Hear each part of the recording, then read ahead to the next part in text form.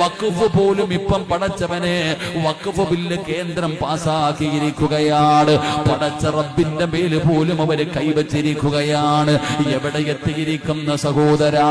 കാരണം അധികാരം അവരുടെ കയ്യിലാണ്, സർവ്വതും അവരുടെ കയ്യിലാണ്. മുസ്ലിമിനോട് പറയുകയാ, നീ പേടിക്കണ്ട, നീ പേടിക്കണ്ട.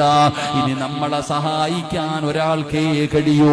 ഈ ലോകം മുഴുവനും അടക്കി ഭരിക്കുന്ന രാജാധിരാജനായ അല്ലാഹുവിന് മാത്രമേ ഇനി നമ്മളെ സഹായിക്കാൻ കഴിയൂ.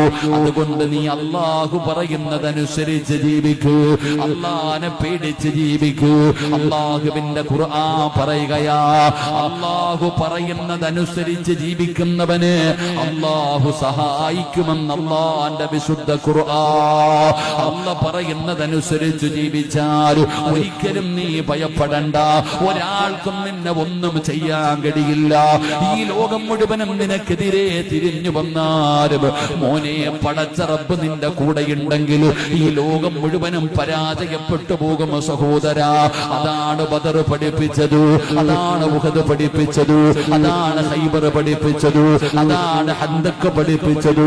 ഇസ്ലാമിന്റെ സർവ്വയുദ്ധങ്ങളും പഠിപ്പിച്ചത് തോറ്റുപോയത് അല്ലാഹുവിന്റെ മുമ്പിലുള്ള വിശ്വാസത്തിന്റെ മുമ്പിലാ.